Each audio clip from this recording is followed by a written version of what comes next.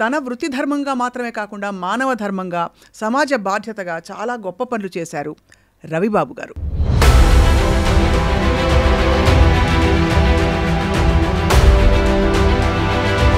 అసలు చిన్నప్పుడు మీకు క్లియర్ విజన్ ఉండేదా ఐఏఎస్ ఆఫీసర్ అవ్వాలని? మొట్టమొదటిసారిగా మా తండ్రి గారు నాకు ఇచ్చినటువంటి స్ఫూర్తి డాక్టర్ కావాలని చెప్పేసి. నేను ఎంత కష్టపడ్డా కూడా మా నాన్నగారి కోరిక నేను తీర్చలేకపోయాను. సమాజానికి ఒక మంచి పేరు, గుర్తింపు తెచ్చుకోవాలి అన్న ఉద్దేశంతో నేను ఈ కాంపిటేటివ్ ఎగ్జామ్స్ రాయటం ప్రారంభించాను. ఒక వివక్షపూరిత ధోరణి ఉండేదా సమాజంలో? లేదు, ఉండేది. మరోవైపు స్థిరపడాలని తల్లిదండ్రులు చెప్తారు కదా, అంటే ఫైనాన్షియల్ ఇండిపెండెంట్, ఉద్యోగం తెచ్చుకోవాలి. Very crucial decision.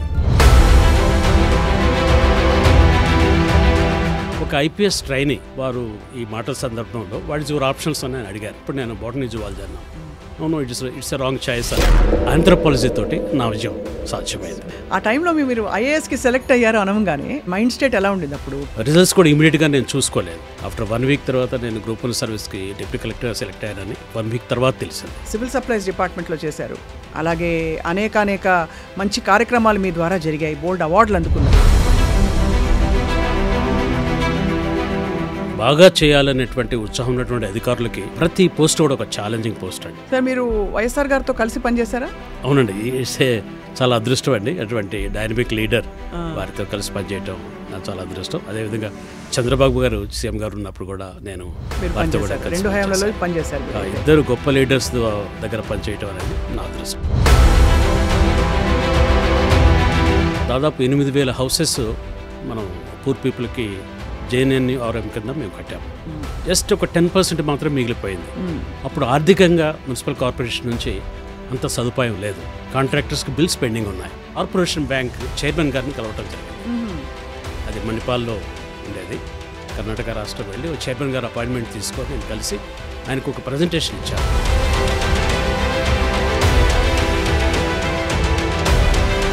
సార్, ఇంత ఎనర్జీ ఉంది, మీరు ఇంత తొందరగా ఎలా రిటైర్ అయిపోయారు సార్? అంటే రూల్స్ ప్రకారం రిటైర్ అయ్యారా లేకపోతే మనసులో రిటైర్ అయ్యారా? అవునండి, రూల్స్ ప్రకారం రిటైర్ అయ్యాను. అంటే మీరు ఎందుకు రాజకీయాల్లోకి వచ్చే ప్రయత్నం చేయలేదు?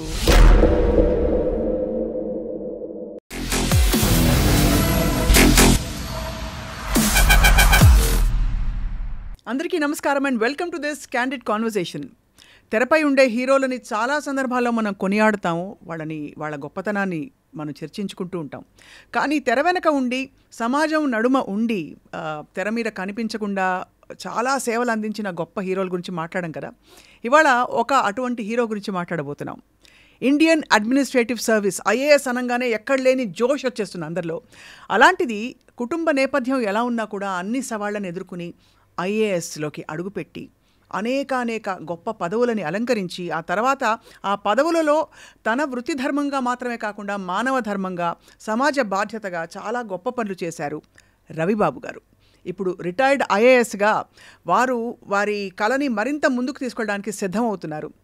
నేను రిటైర్ అయిపోయి ఇంకా ఇంటి పట్టున ఉండడం కాదు, సమాజం మధ్య ఉండి ఇంకా సేవ చేయాలంటున్నారు. వారి ప్రయాణం ఎలా కొనసాగింది?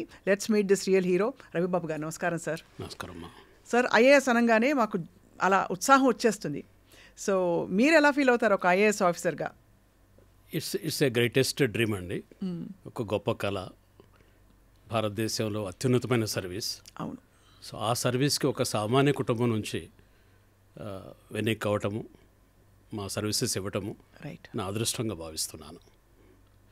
Sir, before we talk about your journey IAS ఆఫీసర్గా, అసలు చిన్నప్పుడు మీకు క్లియర్ విజన్ ఉండేదా ఐఏఎస్ ఆఫీసర్ అవ్వాలని? బికాజ్ మామూలుగా డాక్టరు, పోలీసు ఇలా నార్మల్గా అనుకుంటారు పిల్లలు.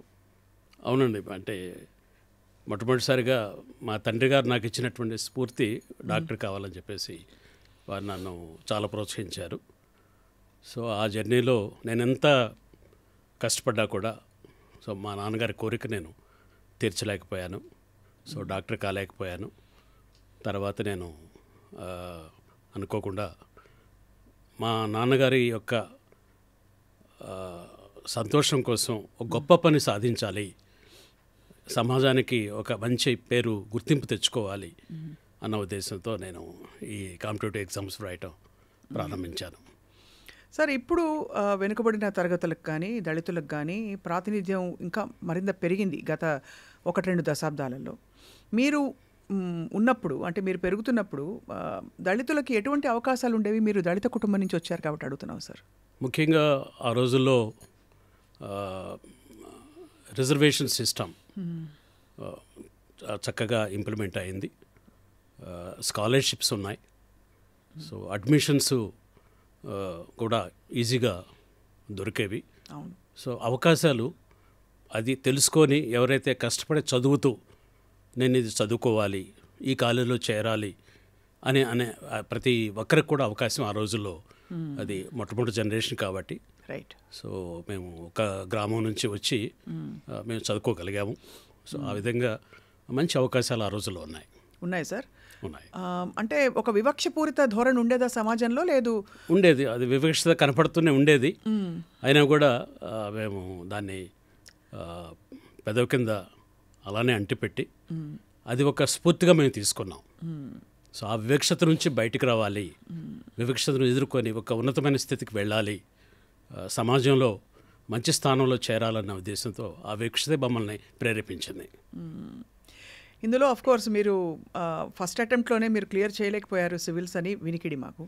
మీరు కొంత ట్రై చేసి మధ్యలో ఉద్యోగాలు చేసుకుంటూ, సో అప్పట్లో మీ మైండ్ సెట్ ఎలా ఉండేది సార్? అంటే ఇది సాధించాలని ఒక కళ, ఆశయం, మరోవైపు స్థిరపడాలని తల్లిదండ్రులు చెప్తారు కదా, అంటే ఫైనాన్షియల్ ఇండిపెండెంట్ ఉద్యోగం తెచ్చుకోవాలి, ఇవన్నీ నార్మల్ కోరికలు ఉంటాయి. సో మీరు ఎలా బ్యాలెన్స్ చేసి ఏమైంది సార్? ఇది correct. It's a very crucial decision. మా స్థితిని బట్టి, ఆర్థిక స్థితిని బట్టి ముందు గ్రాడ్యుయేషన్ కంప్లీట్ చేసుకోవటం, తర్వాత పీజీ చేయాలని గట్టి పట్టుదలతోటి నేను పీజీ చేస్తే ఈ కాంపిటేటివ్ ఎగ్జామ్స్కి బాగా ఉపయోగపడుతుందని ఒక ఆలోచనతో నేను పీజీ కూడా నేను పోస్ట్ గ్రాడ్యుయేషన్ చేశాను. చేసి తర్వాత ఉద్యోగం చేయాలి, డైరెక్ట్గా కాంపిటేటివ్ ఎగ్జామ్స్ అనేది దానికన్నా కూడా ఉద్యోగంలోకి వెళ్ళాలని మా అన్నగారు నాకు చెప్పారు. మనకి ఆర్థికంగా మనం అంత అభివృద్ధి చెందలేదు కాబట్టి ఫస్ట్ మీరు ఉద్యోగం సంపాదించండి, తర్వాత ముందుకు వెళ్ళండి అన్నారు. సో ఆ విధంగా నేను మొట్టమొదటిసారి ఒక చిన్న స్థాయిలో ఒక బ్యాంక్లో నేను ఒక క్లర్క్గా ఉద్యోగం స్టార్ట్ చేశాను. సో దాంతో ఆగిపోకుండా మళ్ళా బ్యాంక్ ఉద్యోగం చేసుకుంటూ లెక్చరర్ జాబ్స్కి నేను ఏపీపీఎస్ ద్వారా లెక్చరర్ జాబ్స్కి నేను సెలెక్ట్ అయ్యాను. ఆ విధంగా లెక్చరర్గా కొన్ని సంవత్సరాలు నేను నా సర్వీస్ ఇవ్వడం జరిగింది. అక్కడ ఉన్న సమయాన్ని నేను ఉపయోగించుకున్నాను. హాలిడేస్ నాకు ఒక మంచి అవకాశం వచ్చాయి. అలానే ఒక సబ్జెక్ట్లో మంచి గ్రిప్ నాకు దొరికింది. రైట్. సో నా పీజీలో చేసినటువంటి జువాలజీ నాకు ఒక సబ్జెక్టుగా నాకు అవకాశం ఉండటం వల్ల కాంపిటేటివ్ ఎగ్జామ్లో కొంచెం సులభంగా ముందుకు పోగలిగాను. సో మీరైతే సివిల్స్ జువాలజీతో రాశారా? జువాలజీతో రాశాను, జువాలజీ బాటనీతో రాశాను. అది చాలా కష్టమైన కాంబినేషన్. అవును, మామూలుగా సోషియాలజీ, ఫిలాసఫీ ఇలాంటివి తీసుకుంటారు. సో అది రాసే క్రమంలో ఒక ఐపీఎస్ ట్రైనీ నాకు ఈ ఎగ్జామ్ రాసే సెంటర్ దగ్గర నాకు కలవటం జరిగింది. వారు ఈ మాటల సందర్భంలో వాటి యువర్ ఆప్షన్స్ అని అడిగారు. ఏ ఆప్షన్స్తో మీరు రాస్తున్నారంటే అప్పుడు నేను బాటనీ జువాలజీ అన్నాను. No it's a wrong choice అన్నారు ఆయన. So he guided me. It's a 1 minute guidance, go for anthropology అని ఆయన ఒక మంచి, నేను ఎప్పటికీ మర్చిపోలేను. Is an IPS officer, name కూడా నాకు గుర్తులేదు కానీ నార్త్ ఈస్టర్న్ నుంచి వచ్చారు. So he guided me 1 minute guidance. It's a divine guidance for me. So anthropology తోటి నా విజయం సాధ్యమైంది. ఎస్. ఎలా సార్ సివిల్స్ క్లియర్ చేస్తారా ఫస్ట్ అటెంప్ట్లోనే? నేను గ్రూప్ వన్లో సెలెక్ట్ చేసుకున్నాను. అక్కడ నుంచి నేను సివిల్స్కి వచ్చాను.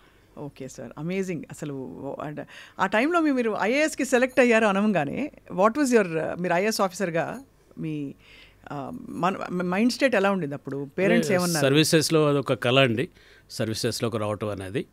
సో యాక్చువల్గా నేను ఆ రోజుల్లో రిజల్ట్స్ కూడా ఇమీడియట్గా నేను చూసుకోలేదు. ఆఫ్టర్ 1 week తర్వాత నేను గ్రూప్ 1 సర్వీస్కి డిప్యూటీ కలెక్టర్గా సెలెక్ట్ అయ్యానని నాకు ఒక 1 week తర్వాత తెలిసింది. So it was amazing experience. సరే సార్, మీరు సివిల్ సర్వెంట్ అయిన తర్వాత ఆబ్వియస్లీ చాలా పదవులు, మీరు ఇంక్లూడింగ్ విజయవాడ మున్సిపల్ కమిషనరు, ఇలాంటి గొప్ప గొప్ప పదవుల్ని అలంకరించారు కదా సార్. మోస్ట్ మీకు చాలా సవాళ్ళు విసిరిన పొజిషన్ ఏమిటి? బికాజ్ మీరు సివిల్ సప్లైస్ డిపార్ట్మెంట్లో చేశారు, అలాగే అనేక మంచి కార్యక్రమాలు మీ ద్వారా జరిగాయి, బోల్డ్ అవార్డులు అందుకున్నారు. What was the most challenging role for you? Civil సర్వీసెస్లో బాగా చేయాలనేటువంటి ఉత్సాహం ఉన్నటువంటి అధికారులకి ప్రతి పోస్ట్ కూడా ఒక ఛాలెంజింగ్ పోస్ట్ అండి. అది మంచి ప్రైవేట్ పోస్ట్ కావచ్చు, లేకపోతే మామూలు సాధారణమైన పోస్ట్ కావచ్చు. కానీ దానిలో ఉన్నటువంటి బాధ్యతల్ని మనం బాగా నిర్వర్తించి ప్రజలకి సేవ చేయొచ్చు అనేటువంటి ఆలోచన ఉంటే అది ప్రతి ఒక్కటి కూడా ఛాలెంజింగ్గా ఉంటుంది. సో దాంట్లో మనం సేవలు చేయొచ్చు. ఈ క్రమంలో సార్ మీకు అంటే వ్యవస్థలో చాలా ఒత్తిళ్ళు ఉంటాయి. ఒక్కొక్కసారి అంటే వ్యక్తులతో నిమిత్తం లేకుండా అడుగుతున్నాను నేను మామూలుగా. అలాంటప్పుడు మీరు ఎలా డెసిషన్ తీసుకునేవారు? ఎలా లోబడి ఉండి but at the same time ఎక్కడ మీ ఇండివిజువాలిటీ కోల్పోకుండా నిర్ణయాలు తీసుకోవడం అనే ఆ క్రూషియల్ పాయింట్ దగ్గర ఎలా బ్యాలెన్స్ చేశారు? అవునండి, ఈ పాలసీ మేకింగ్లో ఇది చాలా కీలకంగా ఒక స్ట్రగుల్ లాగా ఉంటుంది. ఒక పక్కన మన హైరప్స్ని మనం వారి అనుకూలంగా వారి ఆదేశాల అనంగా మనం ఈ కార్యాన్ని ముందుకు తీసుకువెళ్ళాలి. అట్ ది సేమ్ టైం ఈ పాలసీలో ఇంప్లిమెంట్ చేసేటప్పుడు సవాళ్ళను ఎదుర్కొంటూ ఈ బెనిఫిట్ తగిన వ్యక్తులకు వెళ్తుందా లేదా, ఆ టార్గెట్ గ్రూప్కి చేరుతుందా లేదా అనేది కూడా ఆలోచిస్తూ మేము ముందుగా 2-3 సార్లు మంత్రి గారికి కానివ్వండి, పై ఉన్నటువంటి వారికి దాని యొక్క పూర్తి వివరాలు నేను ఎక్కువగా వారికి అర్థమయ్యేటట్టుగా నేను చెప్పడం జరుగుతుంది. అదేవిధంగా నేను ఫైల్లో కూడా దాన్ని విపులంగా వ్రాసి వారి అనుమతి తీసుకొని నేను ఈ కార్యాలు చేయడానికి వెళ్తూ ఉండేవాడిని. సార్ మీరు వైఎస్ఆర్ గారితో కలిసి పనిచేశారా? అవునండి, చాలా అదృష్టం అండి. అటువంటి డైనమిక్ లీడర్ వారితో కలిసి పనిచేయటం నాకు చాలా అదృష్టం. అదేవిధంగా చంద్రబాబు గారు సీఎం గారు ఉన్నప్పుడు కూడా నేను వారితో కూడా కలిసి పనిచేశారు. ఇద్దరు గొప్ప లీడర్స్ దగ్గర పనిచేయటం అనేది నా అదృష్టం. సార్ మీ ఫ్యామిలీలో మీరు కాకుండా ఎవరైనా వచ్చారా సార్ పబ్లిక్ సర్వీస్లోకి? ఇలాగా పబ్లిక్ సివిల్ సర్వీసెస్ ఇటువైపు రాలేదండి. జనరల్ సర్వీసెస్లో మా అన్నగారు చీఫ్ ఇంజనీర్ ఏపీ జెన్కోలో పనిచేశారు. సో అదేవిధంగా నా సోదరుడు కూడా ప్లానింగ్ డిపార్ట్మెంట్లో అడిషనల్ డైరెక్టర్గా ఉన్నారు. అసలు పబ్లిక్ సర్వీస్లో ఉండడం, ఇలా సివిల్ సర్వెంట్గా ఉండవు సార్, చాలా పవర్ఫుల్ పోస్ట్ కదా. సో మీ విజన్ ఎలా ఉండేది? What did you wish? మీకు ఇచ్చిన రోల్లో మీరు ఏం చేయాలని తప్పన? అందరికీ ఒక నాడి ఉంటుంది, ఒక కోర్. నేను ముఖ్యంగా ఈ పబ్లిక్ ఎలా మనం ఒక మంచి ఒక కొత్త సదుపాయాన్ని వాళ్ళకి కలిగించాలి, సులభంగా కలిగించాలి, వాళ్ళ సమస్యలకు పరిష్కారం దొరికేటువంటి మార్గం ఎలా ఉంటుంది, ఇవి చూసి దీనికోసం వాళ్ళకి ఈ బెనిఫిట్ రీచ్ అవుతుంది అంటే నేను చాలా రిస్క్ తీసుకొని చాలా కష్టపడి నేను దాన్ని కంప్లీట్ చేయడానికి ప్రయత్నం చేసేవాడిని. దీనికి నేను ఒక ఉదాహరణ మీకు చెప్తాను. తప్పకుండా సార్. నేను విజయవాడ మున్సిపల్ కమిషనర్గా ఉన్నప్పుడు దాదాపు 8,000 హౌసెస్ మనం పూర్ పీపుల్కి JNNRM కింద మేము కట్టాము. దాంట్లో దాదాపు అన్ని హౌసెస్ అన్ని కూడా కంప్లీషన్ స్టేజ్కి వచ్చినాయి. జస్ట్ ఒక 10% మాత్రం మిగిలిపోయింది. అప్పుడు ఆర్థికంగా మున్సిపల్ కార్పొరేషన్ నుంచి అంత సదుపాయం లేదు. కాంట్రాక్టర్స్కి బిల్స్ పెండింగ్ ఉన్నాయి. అవి కంప్లీట్ చేయడానికి ఆర్థిక వనరులు మనకు కావాలి. అవును. దాని కొరకు నేను కార్పొరేషన్ బ్యాంక్ చైర్మన్ గారిని కలవటం జరిగింది. అది మణిపాల్లో ఉండేది. కర్ణాటక రాష్ట్రం వెళ్ళి చైర్మన్ గారు అపాయింట్మెంట్ తీసుకొని నేను కలిసి ఆయనకు ఒక ప్రజెంటేషన్ ఇచ్చాను. ఎందుకు ఇంత చిన్న అమౌంట్కి మీరు ఎందుకు ఒక 50-60 కోట్లు మాత్రమే లోన్ కోసం వెళ్ళాము, ఎందుకు ఇంత రిస్క్ తీసుకొని మీరు ఎందుకు వచ్చారు అని అడిగారు ఆయన. నేను ఒకటే చెప్పాను, అక్కడ ఈ 6,000 హౌసెస్ నేను షిఫ్ట్ చేస్తే ఈ 6,000 మంది ప్రజలు చాలా బీదవారు. అటు కెనాల్స్ పక్కన, రోడ్డు పక్కన ఎంక్రోచ్మెంట్స్లో అతి దమనీయమైన స్థితిలో చిన్న చిన్న ఇళ్లలో వాళ్ళు ఉంటూ ఉన్నారు. ఒక చిన్న గదిలో ఒక 5-6 వ్యక్తులు ఉంటారు. వారందరికీ ఈ సదుపాయం కలిగిస్తే వాళ్ళు ముందు రెంటల్స్ బర్డన్ నుంచి విముక్తి అవుతారు, మంచి ఆరోగ్యకరమైనటువంటి ఇంట్లో ఉంటారు, పిల్లలకి మంచి సదుపాయాలు, ఆ డబ్బుని రెంటల్కి ఏదైతే మనం ఖర్చు పెడుతూ 3,000-4,000 కడుతూ ఉన్నామో అది పిల్లల చదువులకి, వాళ్ళ ఆరోగ్యానికి, ఆ కుటుంబానికి ఉపయోగపడుతుంది. త్వరగా వాళ్ళని ఆ కొత్త ఇంట్లోకి ఇచ్చి వారికి ఈ సదుపాయం కలిగిస్తే ఆ కుటుంబంలో చాలా మార్పు వస్తుందని వారికి నేను ఎక్స్ప్లెయిన్ చేశాను. అది వారికి బాగా నచ్చి ఇమీడియట్గా ఆ లోన్ శాంక్షన్ చేశారు. ఆ విధంగా హౌసెస్ కంప్లీట్ చేసి విజయవాడ పట్టణంలో చాలామందికి ఈ పథకం ద్వారా నేను లబ్ధి చేకూర్చాను. డైరెక్ట్గా ప్రజలకి మనం చేసిన పని వల్ల మంచి జరిగింది అన్నప్పుడు వాళ్ళ మొహాల్లో చిరునవ్వు, సంతృప్తి, ఒక నమ్మకం, అది ఊహించుకోవడం చాలా కష్టం సార్. అంటే అవునండి, వాళ్ళు ముఖ్యంగా అది ఆ బెనిఫిట్ చేరినప్పుడు ఇంకొక అనుభవం కూడా మీకు చెప్తాను. విజయవాడ మున్సిపల్ కమిషనర్గా ఉన్నప్పుడు చాలామంది వర్కర్స్ చాలా చిన్న వయసులో చనిపోతారు. ఎందుకంటే వాళ్ళు హెజార్డియస్ జాబ్ చేస్తారు. ఓడవటము, డ్రైనేజ్ క్లీన్ చేయటము, ఇవన్నీ కూడా హెల్త్ పాడవుతూ ఉంటుంది, చనిపోతారు. వాళ్ళకి కారుణ్య అపాయింట్మెంట్స్ వాళ్ళ పిల్లలకి ఇవ్వాలి. సో ఆ విధంగా నేను వెళ్ళి అక్కడ చెక్ చేసినప్పుడు దాదాపు 250 మందికి ఈ కంపాషనేట్ అపాయింట్మెంట్స్ పెండింగ్ ఉన్నాయి. అవి నేను ఒక 1 వీక్ 1 మంత్లోనే అన్ని ఎంక్వైరీస్ చేయించి వారి కుటుంబాలకి నేను ఉద్యోగాలు ఇవ్వాలని చెప్పేసి వారికి ఉద్యోగం ఇచ్చాను. అప్పుడు వాళ్ళ కళ్ళలో ఆనందం చాలా గొప్పగా అనుభూతి నేను చూశాను. సో ఆ విధంగా ఎవరికైతే అది ఆ బెనిఫిట్ చేరాలో వారి కోసం నేను ప్రత్యేకంగా శ్రమ తీసుకొని దాని మీద దృష్టి పెట్టి ఆ బెనిఫిట్ని వాళ్ళకి అందేటట్టు చేసేవాడిని. సార్, వెనుకబడిన తరగతుల అభ్యున్నతి కోసం కూడా మీరు చాలా ప్రత్యేక కృషి చేశారు. బికాస్ మీరు డైరెక్ట్గా కష్టాలు చూశారు. అవునండి. అండ్ సో ఎలాంటి కార్యక్రమాలు మీకు విజయాన్ని ఇచ్చాయి సార్ ఇటువంటి? ముఖ్యంగా ఈ బడుగు బలహీన వర్గాలు, దళిత, ఆదివాసీలకి అభివృద్ధి అనేది చాలా కీలకమైనటువంటిది. అవును. వాళ్ళ జీవితాల్లో మార్పు రావాలంటే అభివృద్ధి ఒక ముఖ్యమైనటువంటి సాధనం. నా ఉద్దేశంలో అండి, అభివృద్ధి అనేది, అభివృద్ధిలో విద్య, ఆరోగ్యం, ఉపాధి, ఈ 3 లేకుండా అభివృద్ధి ఉండదు. కరెక్ట్. సో ఈ 3 ఒకేసారి మనం ఇవ్వలేము. ఇవ్వాలి, కలిగి ఉండాలి. ఇవి ఈ 3ని దృష్టిలో పెట్టుకొని మన ప్రణాళికలో ఉండాలి. ముఖ్యంగా విద్య ద్వారా ఆ కుటుంబం అభివృద్ధి చెందాలి. అవును. సో విద్య అనేది ఒక ప్రాథమికమైనటువంటి అంశం. అవును సార్. ఆ కుటుంబంలో పిల్లలు చదువుకొని గ్రాడ్యుయేట్ అయ్యి మరి ఉపాధికి అవకాశాలకి వాళ్ళకి సంసిద్ధం కావాలి. అవును. అప్పుడే ఆ కుటుంబంలో వెలుగు మనం చూడగలుగుతాం. కరెక్ట్. సో ఈ జర్నీలో తల్లిదండ్రులకు ఆరోగ్యం ఉండాలి. అవును సార్. తల్లిదండ్రులు ముఖ్యంగా తల్లికి మరి ఆరోగ్యం ఉండాలి. ఆ కుటుంబాన్ని సంరక్షించేటువంటి బాధ్యత తల్లిదండ్రులు ఇద్దరి మీద ఉంటుంది. వారు ఆరోగ్యంగా ఉండి వాళ్ళు కష్టపడి పనిచేసి ఆ శ్రమను పిల్లలకి ముందుకు తీసుకుపోవడానికి ఉపయోగపడుతుంది. సో దాంతోనే ఈ పిల్లలు కూడా, అందుకని ప్రభుత్వం ఇచ్చేటువంటి హాస్టల్స్, కాలేజీలో వాళ్ళు చేరి వాళ్ళు ఆ విద్యను కంప్లీట్ చేస్తే this is a journey of 10 సంవత్సరాల సమయం పడుతుంది. అవునండి. ఒక కుటుంబం అభివృద్ధి చెందాలి అంటే ఇట్స్ నాట్ ఏ మ్యాజిక్. ఒక 1 ఇయర్లో, ఒక సంవత్సరంలో, ఒక 5 సంవత్సరాల్లో ఆ కుటుంబం మనం పైకి తీసుకురాలేము. దీనికి ఎంతో పట్టుదలతోటి ఒక ప్రణాళికబద్ధంగా మనం ఈ విద్యా, ఆరోగ్యాన్ని, అవకాశాన్ని మనం ఒక ప్యాకేజ్ లాగా ఇచ్చి ఆ కుటుంబానికి మనం అందించగలిగితే తప్పనిసరిగా ఒక డికేడ్, ఒక 10 సంవత్సరాల కాలంలో ఆ కుటుంబంలో మనం వెలుగులు చూస్తాం. తప్పకుండా సార్. మనం చాలామంది అనుకుంటాం మనం పెన్షన్ ఇచ్చాం కదా, చిన్న చిన్న సదుపాయాలు మనం ఇస్తున్నాము, చిన్న మనం ప్రతి కుటుంబానికి మనం ఏదో ఒక సహాయం చేస్తున్నాం, మన ప్రభుత్వం సహాయం చేస్తూ ఉంది.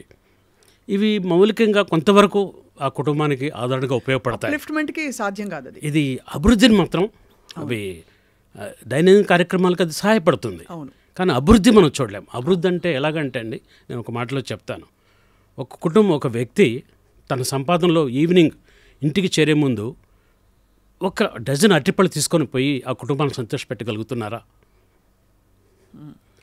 అతని సంపాదనలో ఆ సాటిస్ఫాక్టరీ లెవెల్ ఆ కుటుంబానికి చేరాలి.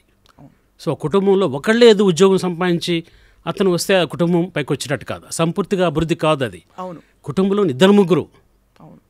సో ఒక అమ్మాయి ఉంటే టీచర్ కావాలి, ఒక అబ్బాయి ఉంటే కానిస్టేబుల్ కావాలి, ఇంకొకరు ఉంటే ఒక ఇంజనీర్ కావాలి. It's a package. అందరూ ఒకేసారి. అభివృద్ధి అనేది ఎట్ ఎ టైం. అవును. It's not instrumental. ఒకళ్ళ తర్వాత అనేది కాదు ఇక్కడ. అందరూ ఎట్ ఎ టైం. అభివృద్ధి అనేది ఎట్ ఎ టైం అండ్ అన్రివర్సబుల్. అవును. అభివృద్ధి సాధించిన తర్వాత మళ్ళీ ఎన్నికపోరు. అండ్ మీరు అనేది దానికి వాళ్ళకి కావాల్సిన పరిస్థితులు సమకూర్చాలి. అంటే విద్యకి, ఆరోగ్యానికి సమాన అవకాశాలు, ఉపాధి ఉంటే మళ్ళీ వెనక్కిపోడు, మళ్ళీ కష్టాల్లో పడ్డు.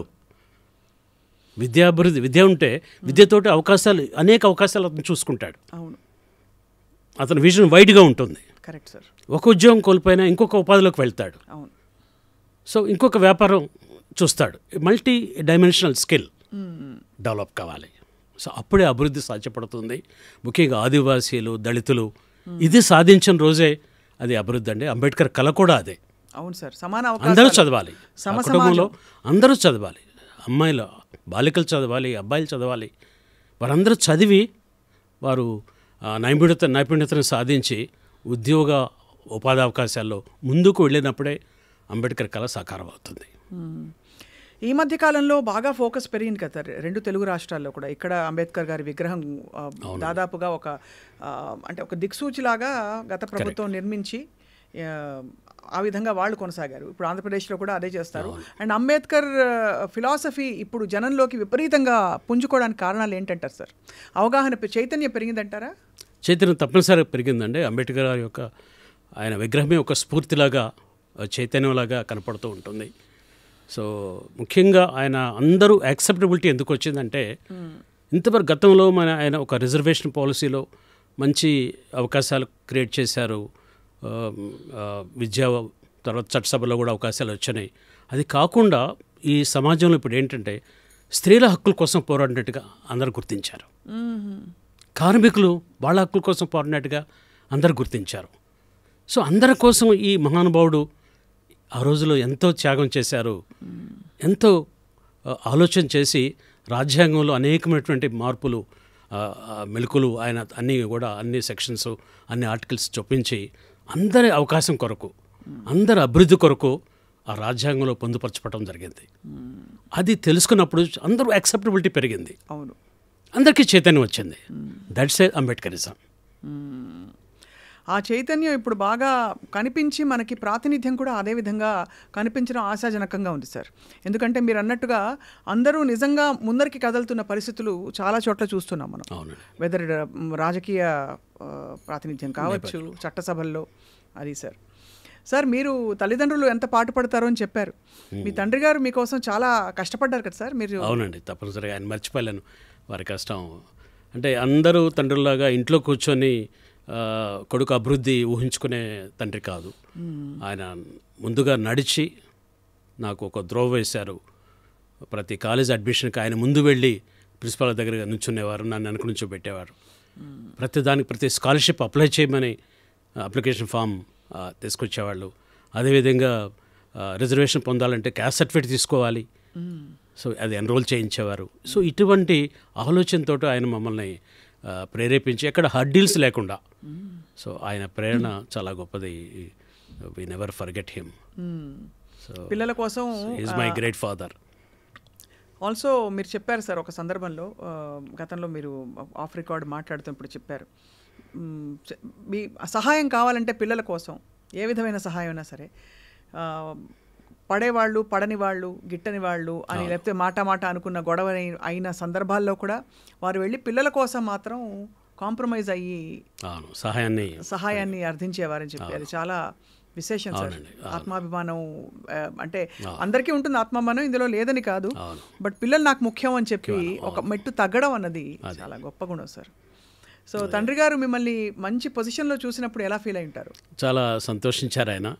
సో ఆయన జీవితకాలంలో నేను ఆర్డీఓగా సబ్ కలెక్టర్గా పనిచేసినప్పుడు సో ఆయన చాలా హీ ఫెల్ట్ హ్యాపీ. నాతో పాటు కూర్చొని ట్రావెల్ చేసి కూడా సంతోషించారు. సో నా ఆఫీస్కి వచ్చేవారు, తర్వాత సహాయం చేయమని చెప్పేవారు. ఎవరన్నా వచ్చి సహాయం అడిగితే వెనుకడకుండా సహాయం చేయాలని ఆయన ప్రోత్సహిస్తూ ఉండేవారు. సో సహాయం చేయటం ఎప్పుడు ఆపకూడదు, నీ చేతిలో ఉంటే సహాయం చేయండి అని చెప్పేసి వారు ఎప్పుడు స్ఫూర్తి నింపారు. హైదరాబాద్లో కూడా మీరు మున్సిపల్ కార్పొరేషన్లో సేవలు అందించారు కదా? అడిషనల్ కమిషనర్గా చేశారు. హైదరాబాద్ ఒక చాలా పెద్ద, అంటే ఇక్కడ పుట్టి పెరిగిన వాళ్ళకి ఇది నాకు మంచి అనుభవం అండి. ఇక్కడ హైదరాబాద్లో మున్సిపల్ కార్పొరేషన్లో పనిచేయటం ద్వారా నాకు విజయవాడలో చాలా ఈజీగా నేను కమిషనర్గా బాధ్యతలు తీసుకున్నప్పుడు నాకు మంచి ఈ అనుభవంతోనే అక్కడ నేను చక్కగా పనులు చేయగలిగాను.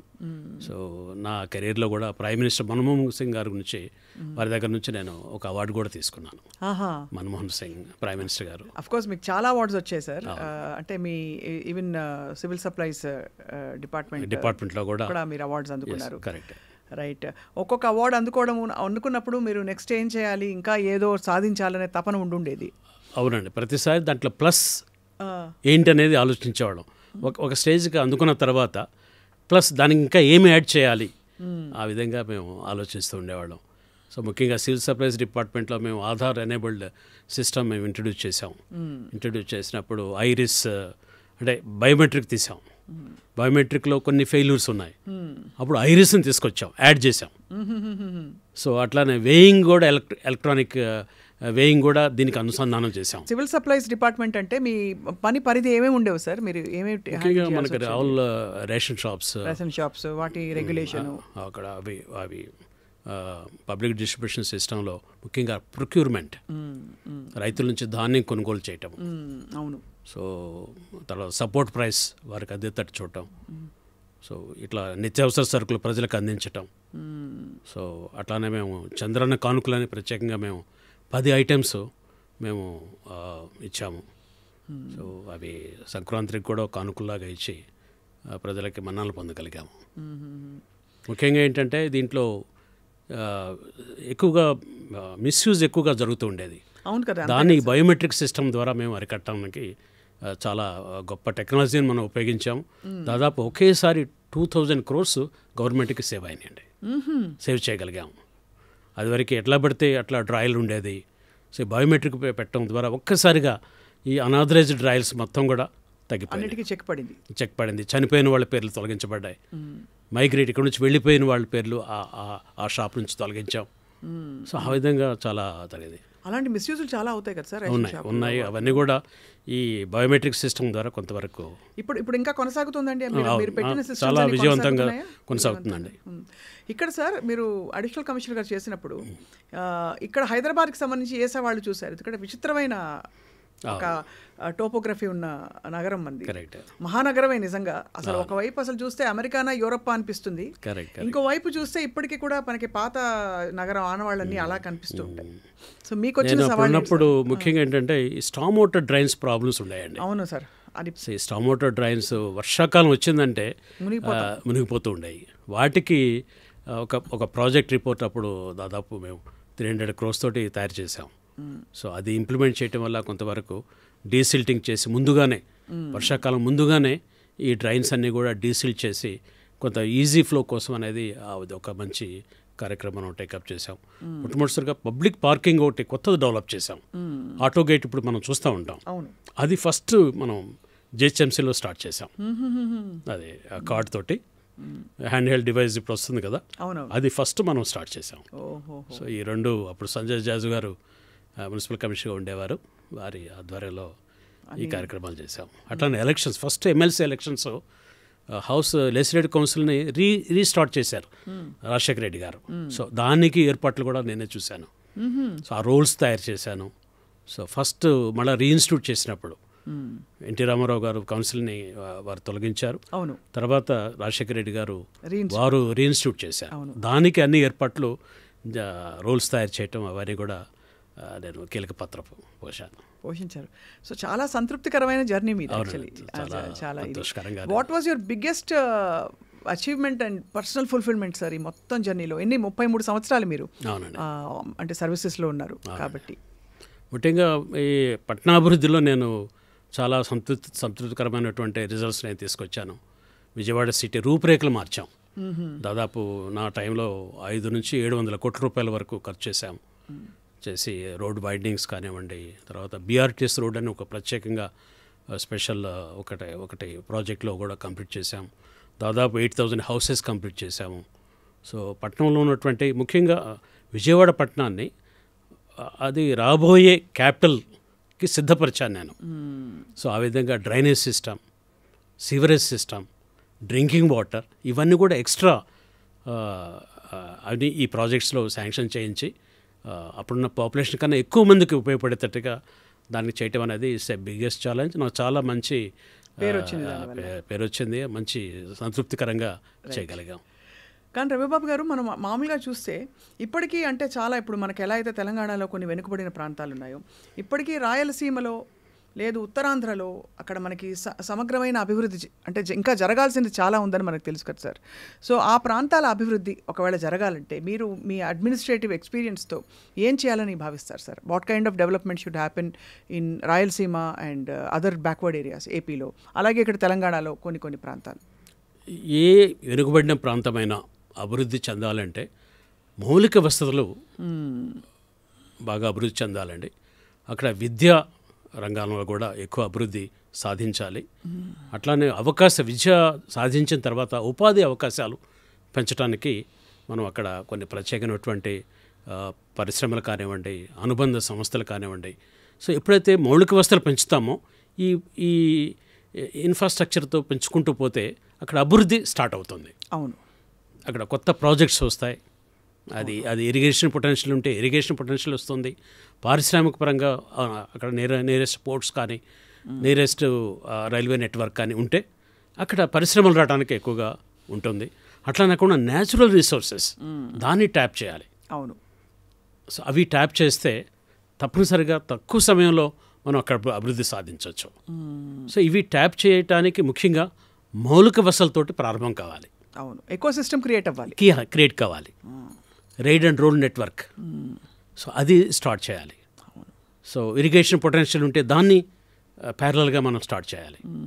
సో రైతులకి అక్కడ రైతు కూలీలకి అవకాశాలు మెండుగా వస్తాయి. అట్ ది సేమ్ టైం ఇంత అభివృద్ధి చేసేటప్పుడు మరి విద్యా అవకాశాలు కూడా పెంచాలి. అవును, పెంచితే అప్పుడు క్విక్గా develop. It's at a time madam. అవును, ఇవన్నీ కూడా ఒకటి తర్వాత ఒకటి చేసుకుంటే కాదు, ఇది కాంప్రహెన్సివ్గా మనం ఆలోచించే పాలకులు. సో దీని అన్నిటి కూడా ఒక్కొక్క దానికి బేస్ చేసుకొని ఇంటర్ రిలేటెడ్గా అన్నీ ఒకేసారి ముందుకు తీసుకుపోతూ ఉంటే సడన్గా మనకి అభివృద్ధి కనపడుతుంది. అవును, it's just like sunrise. మనం రాత్రంతా కష్టపడి వెయిట్ చేస్తూ ఉంటాం, ఎర్లీ మార్నింగ్ ఒక్క క్షణంలోనే సూర్యుడు ఉదయిస్తాడు. అదేవిధంగా మనం ఈ వెనుకబడిన ప్రాంతాల్లో మౌలిక వసతులు, అట్లానే విద్యకు సంబంధించినటువంటి ఇన్స్టిట్యూషన్స్, అట్లా న్యాచురల్ రిసోర్సెస్ని మనం ట్యాప్ చేయడం కోసం అక్కడ గనులుంటే గనులు, లేకపోతే మరి ఏమి ఉన్నాయో అవన్నీ చూసి వాటికి తగిన విధంగా అభివృద్ధి పరచడానికి. సో ఇవన్నీ ఒకేసారి ప్లాన్ చేసి మనం ప్రభుత్వం ఒక ప్రణాళికబద్ధంగా ముందుకు వెళితే చాలా తక్కువ సమయంలో ఆ వెనుకబడిన ప్రాంతాన్ని మనం ఆ మ్యాప్ నుంచి తీసేయచ్చు. అవును, వెనుకబడి ప్రాంతంగా కాకుండా ఇట్స్ ఏ డెవలపింగ్ ఏరియాగా మనం మార్చేయచ్చు. అందరి దృష్టి అక్కడ మనం అందరి దృష్టి అటువైపు వెళ్ళాలంటే అందరి దృష్టితో అక్కడ పనిచేయాలి. అంతే, అందరి దృష్టి అక్కడ పెట్టి పనిచేయాలి. అవును సార్. సో ఆ విధంగా సమగ్రమైనటువంటి అభివృద్ధికి సాధ్యపడుతుంది. సాధ్యమండి, చేయగలం. సార్, ఇంత ఎనర్జీ ఉంది, మీరు ఇంత తొందరగా ఎలా రిటైర్ అయిపోయారు సార్? అంటే ఇది రూల్స్ ప్రకారం రిటైర్ అయ్యారా లేకపోతే రూల్స్ ప్రకారం రిటైర్ అయ్యాను? అవునండి, రూల్స్ ప్రకారం రిటైర్ అయ్యాను. మేబీ మరి ఆ రోజుల్లో కొంచెం నా ఏజ్ అది ఎక్కువ వేసారేమో తెలియదు కానీ సో సంభవ్ ఎర్లీగా రిటైర్ అయ్యాము. సో ఇంకా ఎనర్జీ ఉంది. నెక్స్ట్ అని ఎప్పుడైనా ఆలోచిస్తారా సార్ మీరు? అంటే మీరు ఎందుకు రాజకీయాల్లోకి వచ్చే ప్రయత్నం చేయలేదు? అంటే చేస్తామండి, ఉత్సాహం ఉంది. సో ప్రోత్సహిస్తే తప్పనిసరిగా ప్రజాసేవలోకి నిరంతరం పనిచేయాలని చెప్పేసి వారి అభివృద్ధికి కొత్త ప్రణాళికలు తీసుకొచ్చి తక్కువ సమయంలో వారిని అభివృద్ధి చేయడానికి చాలా ఎనర్జీ ఉపయోగించాలని చెప్పేసి నాకు ఉత్సాహంగా ఉంటుంది. అవకాశం, ప్రోత్సాహం ఇస్తే నేను ప్రజల్లోకి వెళ్ళి ప్రజల కొరకు నేను కష్టపడి పనిచేసి ప్రజాస్వామ్యమైన అభివృద్ధిని మనం చాలా ఫాస్ట్ ట్రాక్లో, త్వరితగతిలో ఈ అభివృద్ధిని ప్రజాస్వామ్య ప్లాట్ఫామ్లో మనం తీసుకురావచ్చు. అందులో మీకు చాలా కృషి చేస్తాను. క్షేత్రస్థాయి అనుభవం ఉంది మీకు. అవునండి. అంటే మామూలుగా రాజకీయాల్లోకి వచ్చిన వాళ్ళకి అంత అనుభవం ఇలాంటివి ఉండవు. ఏదో పొలిటికల్ ఇంజనీరింగ్ ఉంటుంది కానీ మనకి డెవలప్మెంటల్ ఇంజనీరింగ్ పెద్ద పట్టు ఉండదు. కరెక్ట్. మీకేమో చాలా అసలు మీ కోర్ ఏరియా అదే. అదే sir. So we wish to see you in politics. Thank you madam. And ఇంకొకటి సార్, ఒక సున్నితమైన ప్రశ్న. మామూలుగా బ్యూరోక్రాట్స్కి ఉండే ఒక అపకీర్తి, హై లెవెల్ ఆఫ్ కరప్షన్ ఉంటుంది బ్యూరోక్రాట్స్ అందరిలో ఏదో ఒక లెవెల్ ఆఫ్ ఇదేంటి. బట్ హ్యాజ్ ఇట్ ఎవర్, అంటే మీరు ఒక ఇబ్బందికర పరిస్థితిలోకి వచ్చి అలాంటి ఒత్తిళ్ళు మీ మీద ఎప్పుడైనా వచ్చాయా? అవన్నీ మేము సున్నితంగా నేను తప్పుకొని వెళ్ళిపోయానండి. కానీ అది ఎందుకు సార్? దాన్ని మారాలంటే ఏం చేయాలి? Because such a prestigious position ఇది, సర్వీస్ ఇది. కొంచెం అంటే సంశయం పాటించాలి. ముఖ్యంగా ప్రజల అభివృద్ధిని మనం దృష్టిలో పెట్టుకొని, కుటుంబ శ్రేయస్సును దృష్టిలో పెట్టుకొని, కుటుంబ శ్రేయస్సు, రైట్. సో ప్రజల అభివృద్ధి, అవకాశాలు చేజార్చుకోకుండా అది నేను కంటిన్యూస్గా నేను పనిచేయాలి, కంటిన్యూస్గా నాకు అవకాశం ఉండాలి, నా కుటుంబ శ్రేయస్సు ఇంపార్టెంట్ అని ప్రజలు నేను ఈ విధంగా నేను త్రోవ తప్పితే ప్రజలకు సేవ చేసే అవకాశం పోతుంది. అవును. సో అవన్నీ కొంచెం సెన్సిటైజ్గా, ఇంటర్నల్ సెన్సిటైజేషన్ ఉండాలి ఆఫీసర్స్కి. Internal sensitization, social responsibility, family responsibility also equally important. Absolutely sir. So ఇవి ఉంటే తప్పనిసరిగా ఇవి మనం జస్ట్ ట్యాకిల్ చేసుకుని ట్యాకిల్ చేసుకుని పక్క వెళ్ళిపోవచ్చు మనం. పక్కకి వెళ్ళిపోవచ్చు. సరే, ఇవి కాకుండా మీ హాబీస్, మీరు చదువుతారా పుస్తకాలు, మ్యూజిక్ చదువుతాడు. ముఖ్యంగా న్యూస్ పేపర్స్ ఎక్కువగా చదవటము, విశ్లేషించటము, ఆలోచించటమే నాకు ఎక్కువగా. ఒక సమస్య నేను టీవీ ద్వారా కానివ్వండి, ప్రింట్ మీడియా ద్వారా కానీ చూసినప్పుడు దాని విశ్లేషణకి, ఆలోచనకి, పరిష్కారాలకి నేను నా మనసు వెతుకుతూ ఉంటుంది. పరిష్కారాలను వెతికేటువంటి మనసు నాకు. ఒక సమస్య నాకు కనపడితే దానికి ఇన్స్టెంట్గా పరిష్కారం ఎలా, దీనికి ఏ విధమైన పరిష్కారం మనం చూపించవచ్చు అనే ఆలోచన ఎప్పుడు తప్పకుండా ఉంటూ ఉంటుంది. సో అదే నా హ్యాబీ, చదువుతూ ఉంటాను. సో ప్రింట్ ఎలక్ట్రానిక్ అంటే లైవ్గా సమాజంలో మనం ఉండాలి అంటే లైవ్గా జరుగుతున్నటువంటి పరిస్థితుల్ని ఎప్పటికప్పుడు తెలుసుకుంటూ, అటు టీవీ ద్వారా కావచ్చు, పత్రికల ద్వారా కావచ్చు, లైవ్గా మనం సమాజంతో పాటు మనం లైవ్గా ఉండి ఆ సమస్యలకి పరిష్కారం మన వంతు కృషి చేయడానికి కూడా మనం ఆలోచన చేస్తూ ఉండాలనేదే. అధికారిగా ఏదో రిటైర్ అయ్యి ఇంట్లో కూర్చోవటం అది నాకు పెద్దగా ఇష్టం ఉండదు. దానికి మళ్ళా నా వంతు పరిష్కారాలు ఎలా చేయగలము, అవకాశం ఇస్తే ఎలా చేద్దాం అనే ఆలోచన ఎక్కువగా నన్ను ప్రేరేపిస్తూ ఉంటుంది.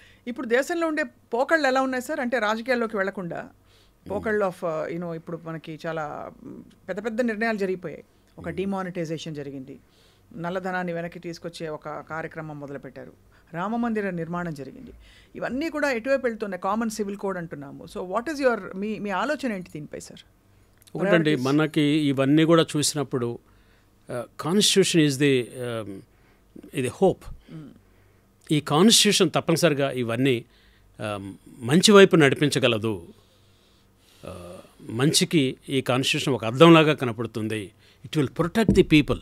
అవును, ఇట్ విల్ ప్రొటెక్ట్ ది ఎటువైపు జరిగినా కూడా, ఎటువైపు ప్రజలకి సర్వీసెస్ రాకుండా ఉన్నటువంటి పరిస్థితుల నుంచి చక్కబెట్టడానికి ఈ కాన్స్టిట్యూషన్ మనకు ఉపయోగపడుతుందండి. అది నాకు చాలా ఆశాభావం. ఎందుకంటే అంబేద్కర్ గారు ఆ కాన్స్టిట్యూషన్లో ప్రజాస్వామ్యకి ఇచ్చినటువంటి విలువలు చాలా గొప్పగా ఉన్నాయి. దీంట్లో ఒక ప్రత్యేకత ఏమిటంటే, ఈ మన కాన్స్టిట్యూషన్లో దాంట్లో సంక్షేమము, అభివృద్ధి రెండు ఇంటర్నల్గా ఉంటాయి. అవును, సంక్షేమం చాలా కీలకం కదా సార్. ఇది కాన్స్టిట్యూషన్లో ఇన్బిల్ట్ మెకానిజం. ఈ రెండు మనకు పూలదండ కనపడుతుంది, కానీ లోపల ఒక దారం ఉంటుందనేది మనం కట్టిపెడుతుంది. అవును, అదేవిధంగా మన కాన్స్టిట్యూషన్ కూడా ఈ ప్రజాస్వామ్య విలువల్ని కాపాడుతూ అది ముందుకు తీసుకుపోతుంది. ఈ దేశానికి తప్పనిసరిగా మంచి మార్గాన్ని ఇస్తుంది. అప్పుడప్పుడు చిన్న చిన్న డీవియేషన్స్ ఉన్నా కూడా it will correct it self.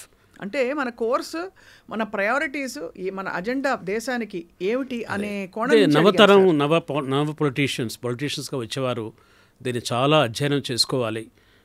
దేశానికి ఎటువంటి దార్శనికతతో కూడినటువంటి నాయకత్వం కావాలి అనేది యువ నాయకుల మీద ఆధారపడింది. అవును, వారు గట్టిగా ఈ ప్రజాస్వామ్య విలువల్ని, మన రాజ్యాంగాన్ని దృష్టిలో పెట్టుకొని వాళ్ళు ఆశయాలు ముందుకు తీసుకుపోతే ఇది సాధ్యం.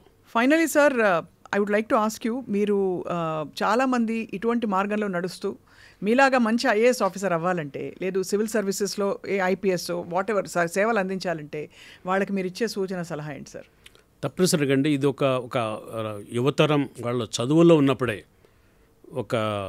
ఒక గోల్గా పెట్టుకొని దానికోసం పట్టుదలతో చదివి, ముఖ్యంగా ఆశయం కోసం, అంటే మనం ఈ సివిల్ సర్వీసెస్ సాధించేది ఏదో ఫైనాన్షియల్గా పైకి వస్తామని, స్థిరపడతామని అలా కాదు. దాంతోపాటు సేవలు చేయొచ్చు, ఉత్తమమైన సేవలు అందించడానికి, సమాజంలో ఉన్నటువంటి రుగ్మతల్ని తగ్గించడానికి. సో ఇది మంచి ఆయుధంగా ఉపయోగపడుతుంది. యువత ముందుకు రావాలి, ఇది చూస్ చేసుకోవాలి, ధైర్యంగా పనిచేయాలి. అవును, సర్వీసెస్ రావటం ఒక ఎత్తు, సర్వీసెస్ వచ్చిన తర్వాత ధైర్యశాస్త్రాలతో పనిచేయాలి. అది చాలా పెద్ద యాక్చువల్లీ చూస్తే మీరు సాక్రిఫైస్ సార్. బికాస్ మీరు నిత్యం పబ్లిక్ లైఫ్లో ఉండాలి. ఒకటి కొంత పవర్ ఉన్నట్టు కనిపిస్తుంది, కానీ ప్రైవేట్ సెక్టర్లో ఉన్నంత అన్ని ఫెసిలిటీస్, అన్ని బెనిఫిట్స్ కూడా ఉండవు కదా సివిల్ సర్వీసెస్. జీతాలు కానీ వాట్ ఎవర్ చాలా మోడరేట్గానే ఉంటాయి కదా సార్. అవును, బట్ ఇట్స్ ఎ గుడ్, మంచి శాలరీస్ ఉన్నాయి, మంచి పే కమిషన్ ఉంది. సో అన్ని సదుపాయాలు భారత ప్రభుత్వం ఇస్తుంది. ఇంకా అది టైం టు టైం పెరుగుతూ ఉంటాయి. అవునవును, దాని గురించి మనం వరీగా నాకర్లేదు. బయట ఎంత కష్టం ఉంటుందో అంత అక్కడ ప్రివిలేజెస్ ఉండొచ్చు, బట్ ఇక్కడ కూడా ప్రభుత్వం తప్పనిసరిగా time to time pay scales పెంచుతుంది. అన్ని సదుపాయాలు దీంట్లో ఉంటాయి, అన్ని రిలాక్సేషన్స్ ఉంటాయి. సో మంచి సౌకర్యాలు మన సర్వీసెస్లో కూడా ఉంటాయి. ముఖ్యంగా వచ్చే కొత్త నవతరానికి ఆఫీసర్స్ దీంట్లో సెలెక్ట్ కావటమే కాకుండా సెలెక్ట్ అయిన తర్వాత ధైర్యంగా పనిచేయాలి, సాహసోపేతమైన నిర్ణయాలు తీసుకోవాలి, దీన్ని అధ్యయనం చేయాలి. మీ ఇంటెలిజెన్స్ తోటి మీ మీద ఉన్నటువంటి ప్రభుత్వ నేతల్ని మీరు కన్విన్స్ చేయాలి, వారిని ఒప్పించాలి. ఈ పాలసీల మీద మంచి చెడ్ల వరకు క్లియర్గా మనం వారి ముందు పెట్టి వారి సలహాలు తీసుకొని మార్పులు చేర్పులు చేసి ప్రజలకు ఎట్ లార్జ్ మంచి జరుగుతుంది అనే నిర్ణయాలకి ధైర్యంగా తీసుకోవాలి. మీరంటే of course your standing example of అంటే how you steered your journey sir, మీరు కావాల్సినవన్నీ ఇంప్లిమెంట్ చేసుకుంటూ. So finally focused energy not just civil సర్వీసెస్లోనే కాకుండా యువత మోటివేటెడ్గా ఎల్లప్పుడూ ఒక సోషల్ కాన్షియస్నెస్తో వాళ్ళని ఎందుకంటే ఇప్పుడు అందరూ ఈ ట్యాబ్లు సోషల్ మీడియా ప్రభావంలో కొట్టుకుపోతున్నారనే ఒక ఆందోళన కలుగుతుంది కదా సార్, వాళ్ళకి ఏం చెప్తారు సార్? సో టెక్నాలజీ మీరు ఉపయోగించుకోవాలి, టెక్నాలజీ మనం నేర్చుకోవాలి, బట్ హ్యూమన్ డెవలప్మెంట్కి ఎంత అది ఉపయోగపడుతుందో మనం అది ఎలా విధంగా హ్యూమన్ డెవలప్మెంట్కి ఉపయోగించాలి, హ్యూమన్ రిలేషన్స్కి ఎలా ఉపయోగపడుతుంది, హ్యూమన్ ఫేస్ నిలబెట్టాలి. అవును, ఈ టెక్నాలజీలో హ్యూమన్ ఫేస్ కొట్టుకుపోకూడదు. అవును, హ్యూమన్ ఫేస్ ఎప్పుడు ప్రివైల్ కావాలి మానవ సంబంధాల్లో అన్నిట్లో కూడా. తర్వాత ఈ టెక్నాలజీ ఈ అభివృద్ధికి ఉపయోగపడాలి, బీదత్వాన్ని పారదోలటానికి ఉపయోగపడాలి, మంచి ఆరోగ్యం ఇచ్చేటట్టుగా ఉండాలి. సో ఈ రుగ్మతులన్నీ కూడా తొలగించి, సపోజ్ మెడికల్ ఫీల్డ్ ఉందండి, సో ఈ టెక్నాలజీ తోటి క్విక్ ఇన్వెస్టిగేషన్, ట్రాన్స్పరెంట్ ఇన్వెస్టిగేషన్, అట్లనే ఈ ఫార్మసీ క్వాలిటీ చెక్, ఈ క్వాలిటీ చెక్ని మనం టెక్నాలజీ ఉపయోగించాలి. ఇప్పుడు చాలామంది బాధపడుతున్నాం, అన్ని ఫ్యూరియస్ ట్యాబ్లెట్స్ అంతా మరి ప్రపోర్షనేట్స్లో ఉండలేదు, అన్ని సైడ్ ఎఫెక్ట్స్ ఇవన్నీ మనకు కనపడుతున్నాయి. వీటన్నిటికీ చెక్ పెట్టాలంటే టెక్నాలజీ ఆ విధంగా మనం అనుసంధానం చేయాలి. టెక్నాలజీ ఒకే విధంగా వెళ్ళిపోవటం, ఇదొక వెళ్ళిపోవటం కాదు, ప్రతి డెవలప్మెంట్కి ఇది ఇంటరాక్ట్ చేసి మంచిని మనం త్వరగా ప్రజలకు ఇవ్వగలగాలి. అవును, అది ఇదేదో వేరే ప్రపంచానికి తీసుకువెళ్తుంది కాదు, ఉన్న ప్రపంచాన్ని చక్కగా మార్చడానికి ఈ టెక్నాలజీ ఉపయోగపడాలి. ముఖ్యంగా హెల్త్ ఫీల్డ్, అవును, ఎడ్యుకేషన్ ఫీల్డ్, సో వీటిలో ఇది చాలా అనుసంధానమై ఉండాలి. హెల్త్ అండి, క్విక్ ఇన్వెస్టిగేషన్స్, ఇప్పుడు మనం ఇన్వెస్టిగేషన్స్లో మనం మల్టిపుల్ ఇన్వెస్టిగేషన్స్ చేస్తాం, but at a one time ఈ టెక్నాలజీ ద్వారా సాధ్యపడుతుంది. అవును, తర్వాత రేట్స్ కూడా రీజనబుల్ రేట్స్ స్లాష్ డౌన్ అవుతాయి. అవును, అలా మనం దీన్ని ఉపయోగించుకోవాలి. ఫార్మసీ రంగంలో క్వాలిటీ చెక్, ఏది క్వాంటిటీ చెక్, ఎంత రిక్వైర్మెంట్, ఎంత పొటెన్సీ కావాలి, these are all the measures we have to incorporate and అంటే I think it will offset some of the evils we're seeing now. Sir sir మీ ఇంటర్వ్యూలో మీకు question గుర్తుందా? చెప్పండి. మీకు ఇంటర్వ్యూ అయిందా సివిల్స్ అప్పుడు? అయిందండి, ఇంటర్వ్యూ అయింది. ఏమన్నా క్వశ్చన్ మీకు గుర్తుందా సార్? ఎక్కువగా సబ్జెక్ట్ మీద ఎక్కువగా అడుగుతారు. ఆ రోజుల్లో సబ్జెక్ట్ మీద ఎక్కువ కాన్సన్ట్రేట్ చేసేవారా? ఏమన్నా క్లిష్టమైన ప్రశ్న వేశారా, మీకు గుర్తుందా? క్లిష్టం అంటే ఎందుకు మీరు చూస్ చేసుకున్నారు అనేది ఒక కామన్ క్వశ్చన్ మనకి. దానికి ఏం చెప్పారు సార్ మీరు?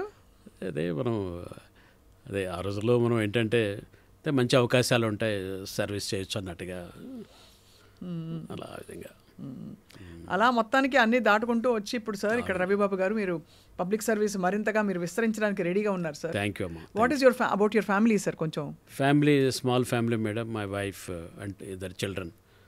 So my wife beautiful wife, ఆమె చాలా మాకు సహకరిస్తూ, సో ఆమె కూడా షీఈ్ ఆల్సో ఎంప్లాయ్, టీచింగ్ ఫీల్డ్లో ఉన్నారు. వారు మాకు ఎప్పుడు ఫ్యామిలీని బాగా ఎక్కువగా మోటివేట్ చేస్తూ పిల్లలు మన ముందుకు తీసుకువెళ్తూ ఉన్నారు. పిల్లలు ఇటువైపు వచ్చారా సార్ సివిల్ సర్వీస్? లేదండి, వాళ్ళు జస్ట్ ఐటీ రంగంలో ఉన్నారు, విదేశాల్లో ఉన్నారు. Wonderful sir. చాలా అంటే ఎంతమంది మీలాంటి గ్రేట్ ఆఫీసర్స్ పాటుపడితే ఈరోజు మనకు ఒక సేమ్ సొసైటీ, ఒక ఇన్ఫ్రాస్ట్రక్చర్, ఒక ఎకోసిస్టమ్ ఉందో it's hard to imagine. Thank you so much for all the great work you've done, sir, and we wish to see you spreading your wings further and serving the society. Thank you madam, Thank you, thank you sir. So నమస్కారం. Much. Thank you. I dream యజమానానికి ప్రత్యేకంగా ధన్యవాదాలు తెలియజేస్తున్నాను. ఈ platform ద్వారా ప్రజలందరితో మాట్లాడటానికి, నా అనుభవాలని పంచుకోవటానికి, ముఖ్యంగా ఇది నాకు సహాయపడుతున్నందుకు ప్రత్యేకంగా ఇది వీక్షించే ప్రతి ఒక్కరికి నేను ధన్యవాదాలు తెలియజేస్తున్నాను. ఐ డ్రీమ్ వారికి ప్రత్యేకంగా ధన్యవాదాలు తెలియజేస్తూ సెలవు తీసుకున్నాను. So kind of you sir. Thank you. Thank you madam.